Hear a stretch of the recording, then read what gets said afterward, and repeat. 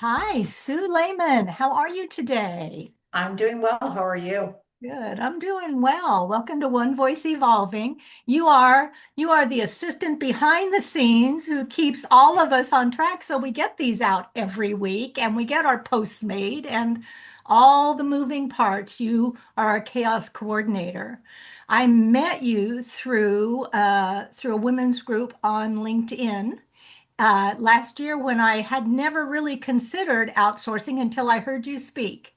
And you made such a case for why every solopreneur needs an extra set of hands that I thought, oh, well, we'll just try this and see. But what really drew me to you was your legal background.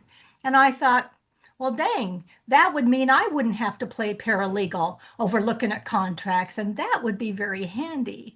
And so that was what caused me to reach out to you. And we have just developed a wonderful working relationship since then. But Sue, please tell us, how does somebody with a legal background decide that being a VA is the thing to do? That is such a good question. First of all, thank you so much for having me on, and I am honored that you chose me.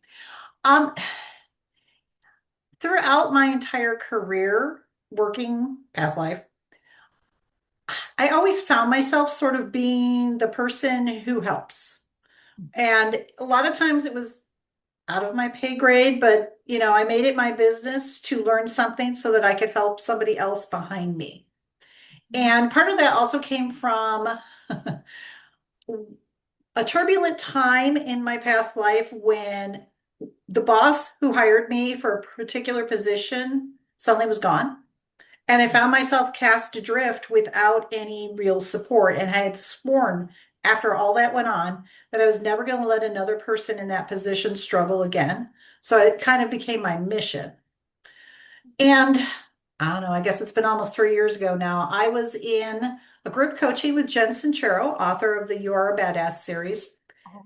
And I went in for a different reason, but all of a sudden it kind of came to me one day that I could be a virtual assistant. I had been like informally supporting other people for years. So that's kind of where I landed. And I chose to specifically work with female entrepreneurs because we are the last ones to ask for help because we're so busy making sure everybody else is taken care of. And we're usually the ones who need it the most. Oh my gosh, so true. And my experience with you has been that I didn't know how badly I needed it until I had it, and now I can't live without it. 9 months later. So, but That is you a good did a thing. series right in the beginning that right after we started working together, and I saw it on LinkedIn where you were talking about how do you know when it's time to delegate and what to delegate? How does somebody who's used to, if you want it done right, do it yourself mentality make that shift? It is a huge mind shift to make, that is for sure. Um, Normally the things I say that I notice, like if there is way too much on your plate and you find yourself resenting that there's one more thing somebody needs, if you find yourself, circumventing your needs to take care of other things, usually those are like signs that you need someone to help you. And we women, at least in American society, I don't know about any other, we are trained from the very beginning that we are the nurturers and we are the ones that are supposed to help everybody else and we're not supposed to ask for help. And so we all kind of grow up and we're like, well, I can't ask for help because if I ask for help, that's a sign of weakness. But I mean, I know it wasn't Hillary Clinton who said it first, but it takes a village. It truly takes a village to get anything done. And if we don't ask for help, and there are plenty of people out there who want to help you in good ways, not necessarily nefarious ways, nobody's going to step up, generally speaking. They're going to say, oh, they look like they have it all together. That's great. Okay, they don't need my help. Right. Well, or have you ever been, in my case, they always look at me as like, oh, you're so strong. You don't, it doesn't matter. You're so strong. And there came a point in my life and my career when I was like, I am tired of being the strong one here. What doesn't kill you makes you stronger. I don't Right. need that kind of help.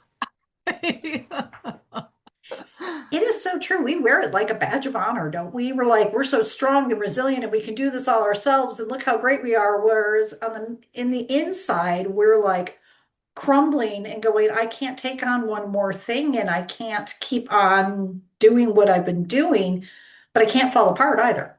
So, Right, right. People are depending on you. oh People are yes, depending on the image of you. Yeah. that they are. And I do believe it was you or other people too, who have said that, when you start to change, Mhm. usually it's the people who are closest to you that freak out the most. Yeah. Yeah. Yeah. I remember when I first started codependent recovery, oh my God, 30 years ago or something. And the first time that I made a boundary with my husband and children that said, I'm not going to do all the chores all day Saturday. In fact, Saturday, I'm going to go walk for 5 miles. And I expect that you're going to have done this, this, and this before I get back. And it was the first time I ever handed off the reins of household responsibility to anybody. And the telltale factor of what ultimately ended in that marriage was the fact that he said, yes, put your names on the list of chores to do. And then he didn't do any. He didn't put his name on the list because that white male privilege, you know. The rest of us were the servant household. And that just rhymed too much with the family I grew up in to Mhm. make that a sustainable thing. But when I went into business, and even this week, we just did an event, and even this week after that, I was putting in 15-hour days. And I had to stop all the week Mhm. leading up to it and even after. It's like, I need some balance. And so this is when it takes a village. When it's time for you to go into the recuperation tent, somebody needs to be there to mind the store while Mhm. you're gone. That's how it feels. It is. And just out of curiosity, did you have, like, when your kids, when they signed up, did you have to learn to kind of let go of Oh they yeah. didn't do it the way? Oh yeah. Oh, 100%. 100%. And I read that one time when I had my first baby, and they said if you continue to critique the way your husband changes a diaper, he will never change a diaper again. And I was like, ooh, well, that's not the outcome I want. So I maybe need to accept that they don't do things exactly the way I would. Right. So where's good enough? But it never occurred to me that was life experience to teach me now that I'm a grown-ass adult with a grown-ass adult team that I have to do the same process over. And even though they don't use the same process or it doesn't look the same as I would, let that be. It Yeah. is so true though. It is and again, type A, high achieving, right? Yeah. It is difficult to let go and let someone else do it because you feel like, oh my gosh, it's going to be a smudge of my reputation if they don't do it exactly the way I would do it. Yeah. Yeah. Well, exactly. And impression management. And don't forget, I want you to like me. So, on top of everything else, the riskiest thing I ever did was let you into my inner circle of overwhelm when I said, I've got 100 post-it notes in my brain just waiting to go all over the floor. And I don't know what to do with them. So, I just started getting them out of my head first. And then I started handing them off to people. And but handing them off and not grabbing them back, it's kind of like we do with our God concept. Here, God, take care of this. Oh, you didn't move fast enough. I'm going to handle it from here. And by the way, guilty. I know. No doubt about it. No, Yeah, I yeah. totally So get it. how do you help? How do you help? Because you just navigated this with me, and I can't imagine that I'm the easiest one to learn to work with. You are far from the hardest person I've ever had to work with, Oh, so yeah. please, far from. It is a process, and I'm not accusing you of anything, so please don't take it this way. But I always laugh because I have five sisters, and God thought it was funny to give me a boy child, is what I always say. Because I don't know what to do with that. And an ADHD boy child, which is the opposite of what I am most days. And he has been such a good experience for me to be able to help other people because he has taught me that not everybody learns the same way. Not everybody does things the same way, and that's okay. Take the time, learn what's going on, and then work your way in to help them. I mean, it, it has been a ride with him. There's no doubt about it, as far as figuring out what would work best for him. Because what works best for me doesn't work Mhm. best for him, may not work best for you or anybody else in my life or that I work with. So it's been a really, I mean, he's been a great training ground for 26 years. And although there are days I could cheerfully choke him and probably would, um, uh, he has made it a lot easier for me to step into the role that I've chosen as far as this is concerned to help out other women. Because, and I mean, I think we all, to a large degree, have like a million things going on in our brain, and being able to get that out sometimes is easier said than done. Right. And I remember when I thought that multitasking, was a superpower.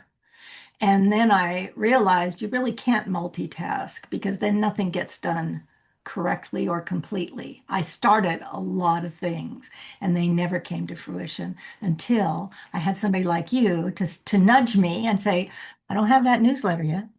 It's like, oh yeah, create. Okay. Well, and I will tell you, one of the things I truly admire about you is your creativity. Like you have so many ideas and such great ideas. And I understand that my role is sometimes to do the details of that so that your ideas can really get out there in the world and go come to fruition. And I'm perfectly okay with that. But I sit there and I look at the creativity and go, damn, I wish I could do that. Well, and in some areas of your life, you do. You are the architect of some learning somewhere in your life, if it's with your son or with yourself or with your family or with your other clients. You're the architect of learning for me. You teach me how to delegate and let go. And it's been fabulous.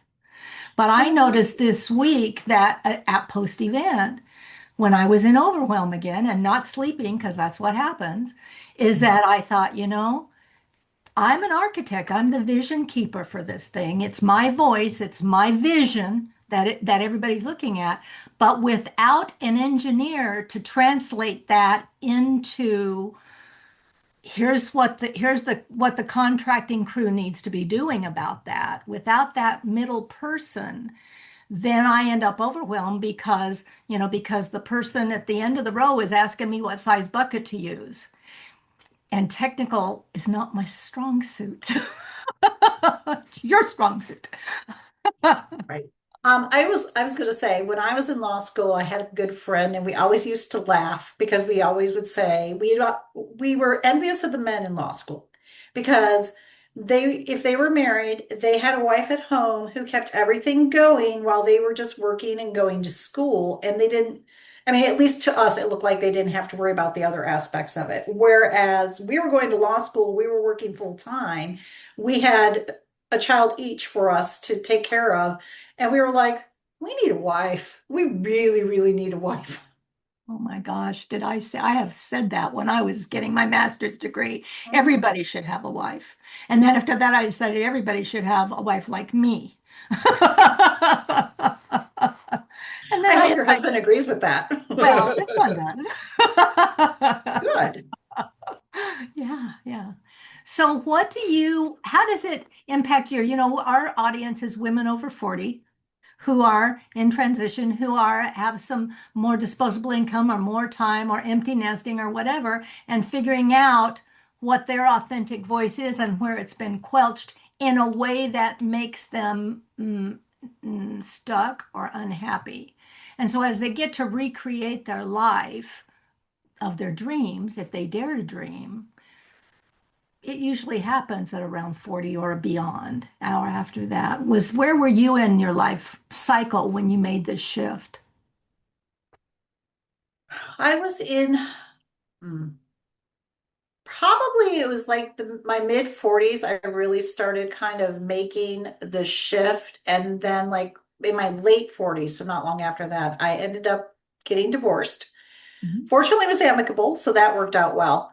But and then it was kind of like finding my way. And I would say part of that way, I kind of fell back into the be a good girl, let them be in charge, blah, blah, blah sort of thing. Mhm. And that didn't work so well for me. Yeah. So, I mean, I think it's been more in probably the last 3 or 4 years than Mhm. any time before that, where I was kind of like, you know what? I should be able to do what I want to do, and I don't have to explain it to anybody or justify it. Mhm. And if there's something that I care about, it's okay for me to care about it, even if nobody else does. So I think, like you said, it starts definitely after 40. And I honestly think it just accelerates after 50. Because at that point, like you say, and pardon the expression, is zero F's given, right? Yes. Who are you? I mean, it got to the point, honestly, in my old job where I was like, this is who I am, this is how I do things. And I did things well. And I didn't care anymore what people thought of me or didn't think of me. Like me, don't like me, but you can't fault me for the job I'm doing. Right. Well, there comes a point in time, particularly if you've lived in the system of being seen and not heard long enough, that you come to the point of saying, I don't, I'm tired of proving myself. You can't pay me enough to have to prove myself to a new manager or a new job or a new employee or the one who's going to replace me because you, I am. This is what it is. This Mhm. is as good as it gets. Take it or leave it. Exactly. Exactly. Self-acceptance in that. Yeah. Yeah, and it is an incredibly freeing sensation, especially like you said. I mean, in the system, very often your bosses are male, not 100% of the time, but very often. Right. And if you have to prove yourself continuously to someone like that, Mhm. it gets old really quick.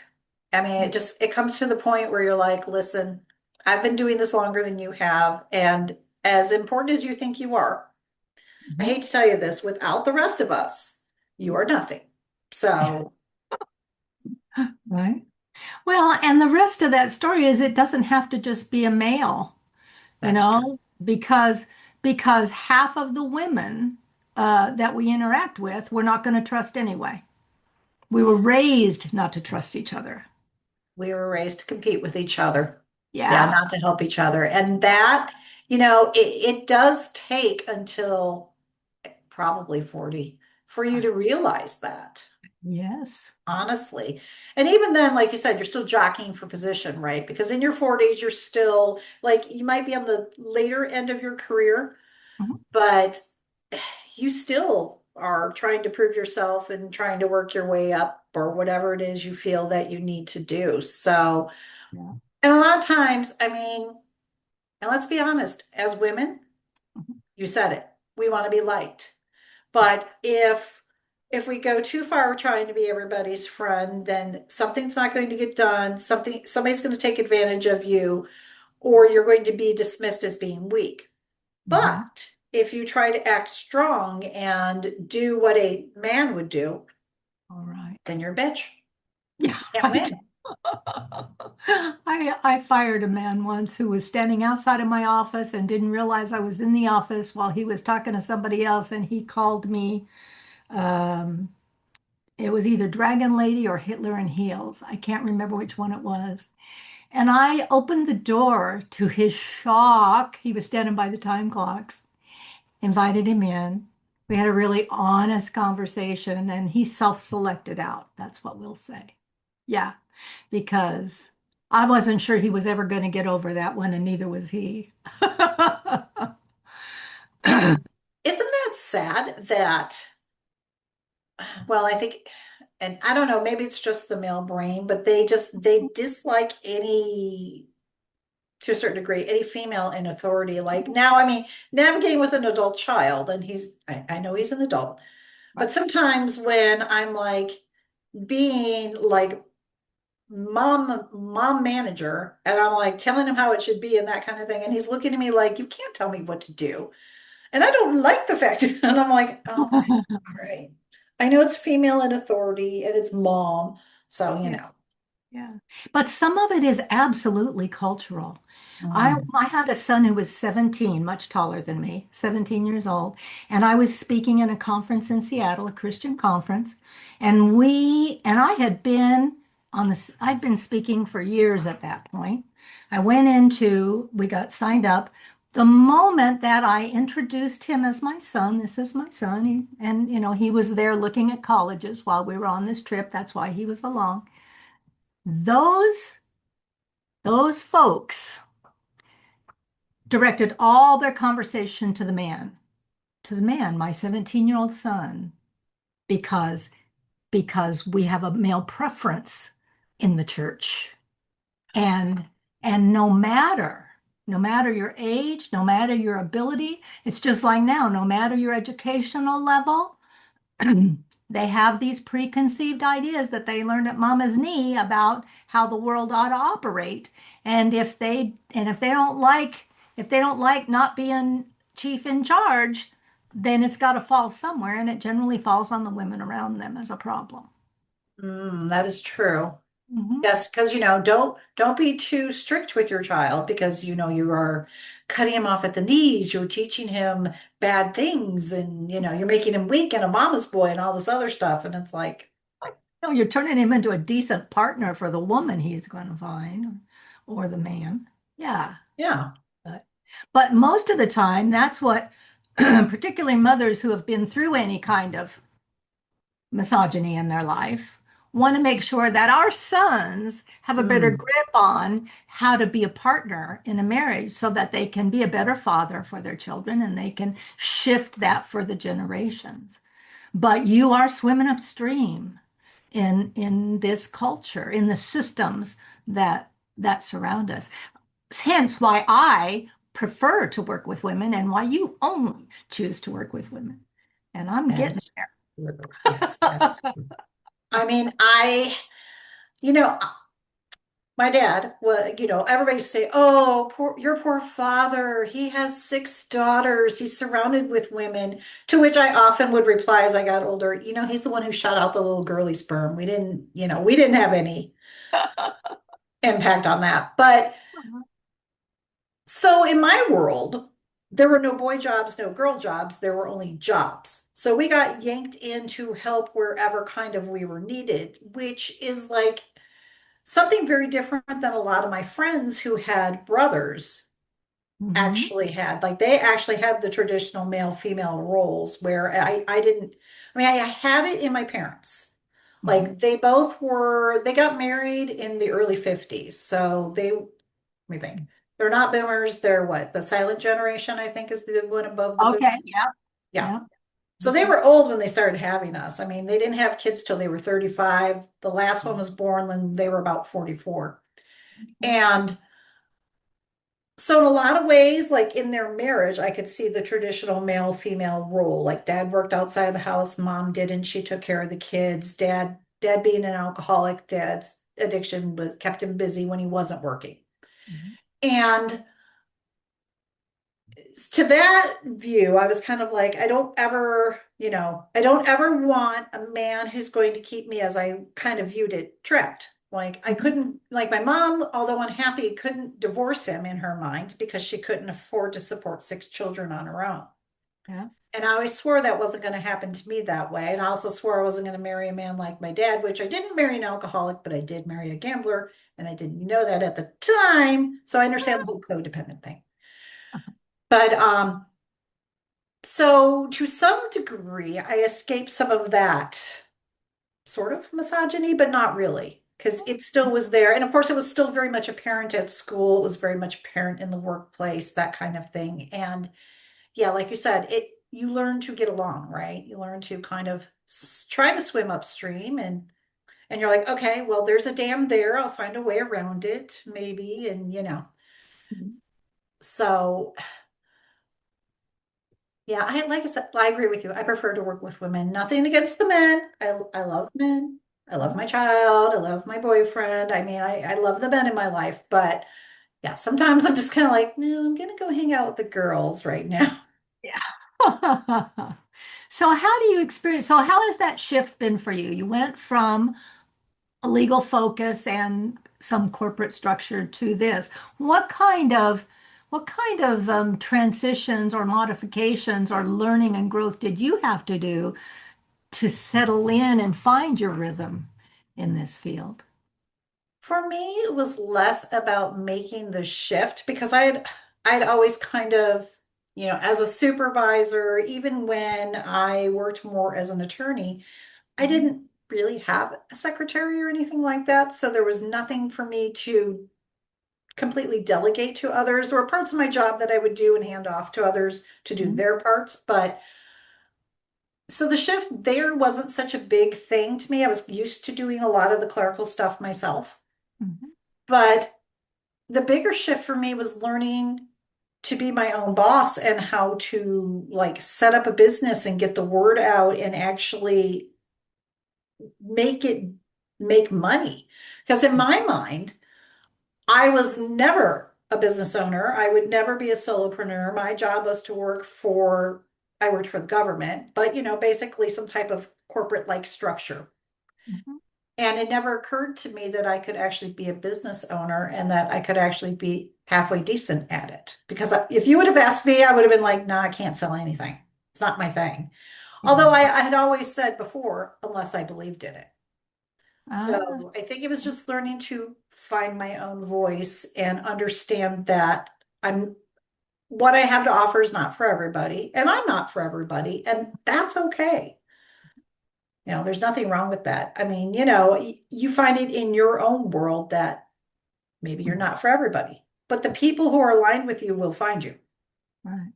And so you have to be out there somewhat, right? Yes. But does most of your business come from word of mouth, from people like me saying, "Oh my God, I've got this great person you should talk to," or does it come from some of your information you're putting out there, tips and tricks, or what do you think the mix is? I mean, I've had some of the word of mouth Mhm. type of thing, but it seems like it's mostly like what I put out there. And I will tell you that almost exclusively my business has come from Facebook of all places, which is, I think, weird, but I think the Uh-huh. group that I'm trying to attract kind of hang out more there. Yeah. My son will tell you, that kids his age, is he Y? I think he's Y. Y or Uh-huh. Z. Anyway, Z, I think he's not a millennial. Um, they don't hang out on Facebook because all the old people are there. And I'm like, all right, I'll see, I'm old. My ideal client. I'm okay with that. So and like learning to actually put myself out there. That was like the opposite of what I was used to doing. I was used to more keeping my nose down and letting my work speak for itself. And now I find myself having to quote unquote toot my own horn in some fashion. And so that's been interesting too. I will Being say this world it's certainly a very different world from when I first started working.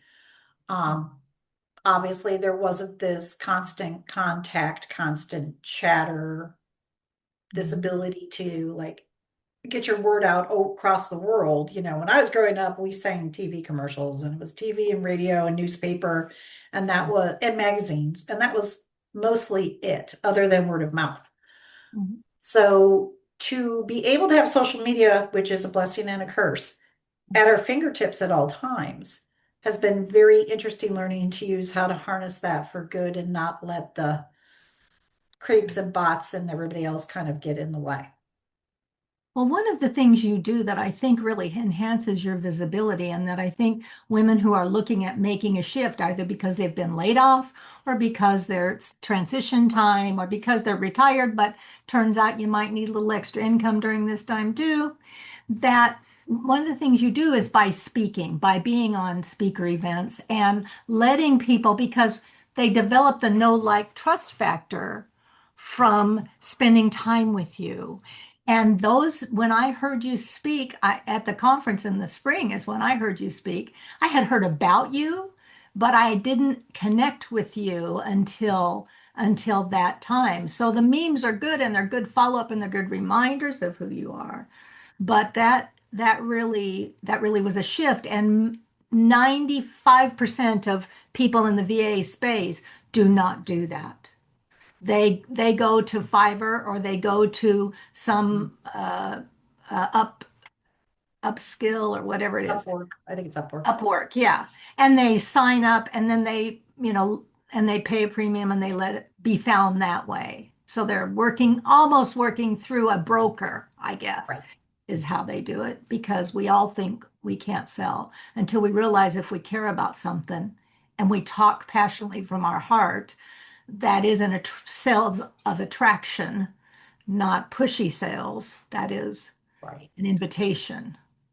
Exactly. And that makes a difference. I mean, and I would never put anybody down for, being on Fiverr, being on Upwork, and Oh, no. you work with what you're given type of thing. Mhm. And I'm sure there are some really great VAs out there. And it's like any business. There's some really good people and there's not some not so good people. But yeah, I mean, I decided early on, I was like, you know what? I'm going to put my voice out there. If I get a chance to do a podcast, if I get a chance to do a speaking engagement, I will take that on. And if nothing else, I'm imparting information. I am raising up other women, and I care about that more so than I even care about how much money I make. So I'm getting to do something I love, which makes my heart happy. It's keeping me busy in retirement, which also is a good thing because a board Sue is a bad Sue. And I mean, if I get to impact the world around me, those little ripples, I'm all for it. Mhm. That's lovely. And it enhances your quality of life at the same Absolutely. time. So who is your ideal client? If you're going to pick, and you can and you do, that's the beauty of being self-employed is you get to decide who you want to work with. You don't have to say yes. I know it's kind of crazy. Yeah. As opposed to my old position where I had to take with whatever I was given. Mhm. Um, I prefer, obviously, female entrepreneurs, someone who is passionate about what they're building, someone who is to the point that they know that in order to scale or even to maintain their momentum, that they need to delegate to somebody else, someone who's looking for someone to partner with. Not as in I'm going to take over your business and steal your money or anything like that. Nothing like that. Someone who understands their needs and there's trust factor both ways. Because my integrity and that type of thing is really, really important to me. And I look for that in clients as well. Well, and I look for the business brain as much as the personal connection, you know. So you have to understand my monkey mind and why my bookkeeping looks the way it does. Important things, Yeah. And then the prioritization process, right? right? I Yeah. mean, you have to cross that threshold between is it a hobby or is it actually a business, Yeah. in order to really commit to doing something all the way. So, And what do you think? That's a really good point. I think it was Suzanne Evans who calls that hobo. Are you a hobo? Are you a hobby owner or are you a business owner?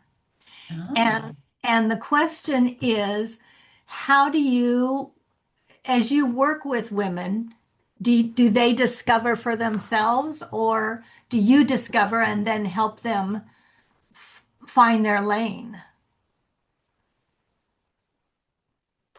I mean, that's the thing. I think as a VA, I could simply say, nope, all I do are this type of thing. But one of the things I like to do is to bounce ideas with my clients and help them bring their vision to fruition. Have I worked with women who are just starting out in the world and are like flailing about? Mhm. Yes. Have I worked with much more established business owners? Yes. Have I helped some kind of move toward more established business owners? Yes. And to me, that's the important thing because I mean, I know people who rail against capitalism and all that kind of stuff, but if I can help a female, not only come into her own, but be able to make some money on her own, I am all for it because that makes her much more empowered. And Mhm. that's the important thing to me. Mhm. empowering other females. Mhm. Yeah. And, people like to say, well, money doesn't motivate me. I used to say that. Money doesn't motivate me. No, it doesn't. Poverty motivates me. Mm, And so, I won't do it for the money, but I'll do a lot of things to keep from starving. right. But you have your integrity as well. I mean, there are lines you will not cross regardless. So, Absolutely. Yeah, yeah, and that matters. And you have to know what those lines are. And that all of that, no matter what, if you meet people where they are, your client base, wherever mhm. they are when they're approaching you, you meet them where they are, and then you get in the water together and see how it's going to be. Then, I think you have to be able, it's kind of like hairdresser. I go once, I go twice. I'm like, they're just not getting it right. It's a small town, though. If I leave, they're going to talk, or, well, I feel sorry for all those reasons why I would stay in a lane that doesn't fit Mm, rather than, be gracious and, fail early, fail often.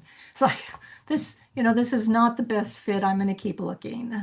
And that's what, right. And I will tell you, in the course of my business, I have only quote unquote fired one client because we truly were not aligned. And no matter what we both tried to do, it just wasn't working. And, you know, we talked about it and, I charged her for whatever time I had done, which was not a lot at that point, and I gave her a refund because I was like, you know what? Go with God, do your thing, but yeah, it's not what we're doing together is not working for us. So I count myself really lucky that it's only been one. right. But I love having the ability to know that that's an option, Yes. that I don't have to be guilted into staying in something that doesn't fit. That freedom I give Because myself. right, because we, like you said, we are really, really good about no, I mean, I don't want to look bad. I want them to like me, or I want to help them out, and yeah, Yeah. Don't want to hurt their feelings. right. And I much rather people be honest with me. I was just talking to a mutual friend of ours, Holly, this morning, and she was talking about a chat prompt that she's using, and it's like, acting as my coach, be brutally honest. Don't sugarcoat it. Do this, do that. And I was thinking, no, I do that to myself. I need an assistant who comes in a little softer for landing than that. Well, and maybe it's just the difference in your personalities too. Sure. Yeah. And Yeah. And the it takes experience. all kinds to make the world go round, and we need the Kims of the world as much as we need the Sues and the Hollies and Yeah. any other woman out there, honestly. Yeah. And so if people want to work with you, Sue, where do they find you? How do they find you? And what's your entry point? I do have a website. It's www.keepitsimplewithsue.com. They can always find me that way. They can find me on Facebook. I'm under my own profile, Sue Lehman, or I also have a Keep It Simple with Sue page. And they can find me on LinkedIn, again, under my own profile, Sue Lehman. And I am happy to talk to anybody and see if we would be a good fit, female. No Mhm. offense to the males of the world. We need the males in the world, but go do your own thing. And um, it would be my pleasure to have a conversation with any female who wants to talk about things. And if we are a good fit, I am absolutely happy to go forward with that. Awesome. And you have integrated beautifully in terms of as the team has grown or as we bring in new players with new quirky personalities.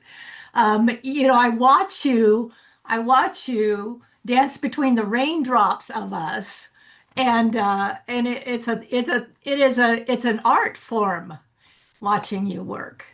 I Oh, well, appreciate thank you. Because I sit there and I look at you and Joseph and I'm like, wow, look at those minds go a mile a minute. And like, you guys speak your own little language. And I'm like, this is fascinating. And then you come up with the checklist that says, okay, but you know, Sorry. on Reality has set Thursday. in. Yeah, let's bring Details. that in. Yeah, yeah, which is just the perfect fit for us. Absolutely perfect. And I wanted Sue to take this opportunity to introduce you to the audience because you are the unsung hero behind the scenes that people don't see unless they show up on a live event or something. Without you, we would not be here, nor would we be moving forward into 2026 the way that we are. We're in the middle of this rebranding, uh, Mm. and and this is going to drop, I think, right after uh, the deconstructing diet culture coursework is going to drop just about the same time that this one's going to go. And the one thing I know about women is that we've had a belly full and a lifetime of people body shaming or body taming us Mhm. until we have internalized all that stuff so much we don't even know where we stop and the other voices begin. When that head is running with the shame-based stuff. And so I'm deconstructing all of that in this coursework. And I don't think it's going to be only women who are going to use it, but I'm only going to be talking to women, and other folks are welcome to come along if they want. But it is moving from the stories we were told to listening to your own voice, finding your own way, your own body, and what it wants to be in this world. Right. And the interesting part about that, I will say, is,